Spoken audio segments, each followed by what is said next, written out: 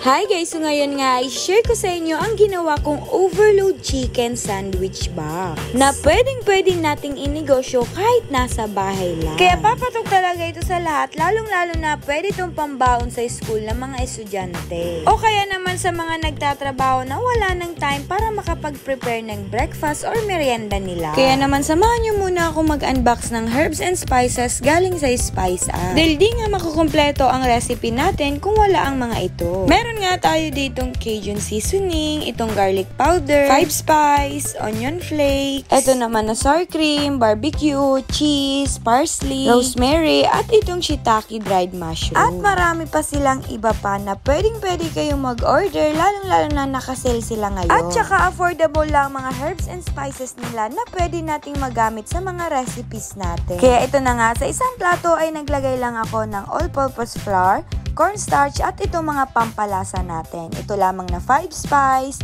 garlic powder, salt at pepper. Yan lang ang sekreto natin para masarap ang pagkukoat ng ating chicken. Then halu-haluin lang natin ito hanggang sa mahalo yung lahat ng mga ingredients na nilagay natin. Tapos kumuha lang ako dito ng 2 pirasong itlog at minix-mix nga ito. At di mawawala itong ating breadcrumbs. Ayan, i-coat na nga natin itong nabili kong chicken breast. Dahil ang gagawin nga natin dito ay yung chicken fillet na ilalagay natin sa sandwich. After nga natin ma-coat ang lahat ng mga chicken breasts natin, ay nagpainit muna ako ng mantika sa kanilagay itong chicken. Tapos, pinahina ko yung apoy para maluto talaga yung loob at labas niya. Tsaka kung sa tingin nyo nga ay luto na ito at nag-golden brown na gaya nitong sa video, ay pwede na natin ito ihain. Ayan, kapag nakaluto na nga tayo dito ng ating chicken fillet, ay ikat lang natin siya para pumantay at magkasya sa ating sandwich. At once ngang nakaready na ang lahat, ay pwede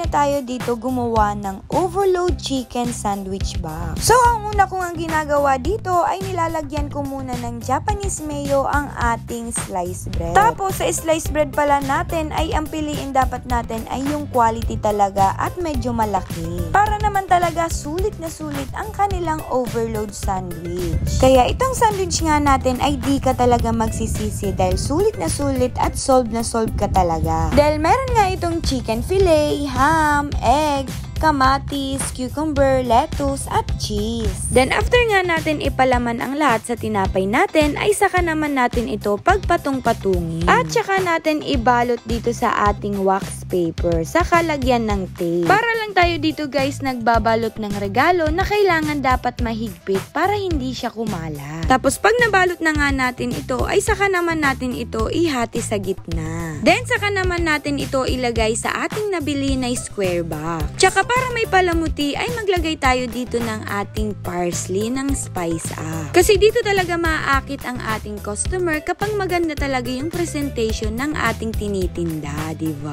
Kaya charan, ganun nga lang kadali gumawa ng overload chicken sandwich box. Pero kung gusto din ng ating customer mag-add ng fresh potato fries natin ay pwedeng-pwede. Dahil meron nga tayo ditong iba't ibang flavors gaya nitong cheese, ito naman na barbecue, at ito naman na sour cream natin. Kasi mas masarap talaga ang fries natin guys kapag may flavorings. Kaya ito na nga, hindi pwedeng di ko nga matikman ang sarili nating gawa. Para kapag okay na sa panlasa natin, ay pwedeng-pwede na natin ito ibenta sa mga customers natin, diba? Oh, diba guys? Makikita nyo talaga dito na sarap na naman ako sa aking ginawa. Dahil sa isang chicken overload sandwich box nga nito ay mabubusog ka na talaga. At healthy and nutritious pa nga dahil may mga gulay ito na bagay talaga na pambaon, mapa-school or work. Kaya pwedeng-pwede nyo talaga ito guys ipang negosyo kahit nasa bahay ka lang. Kaya kung gusto nyo nga magsimula magnegosyo ng ating chicken overload sandwich box, ay ilalagay ko na nga lang yung costing natin sa description box.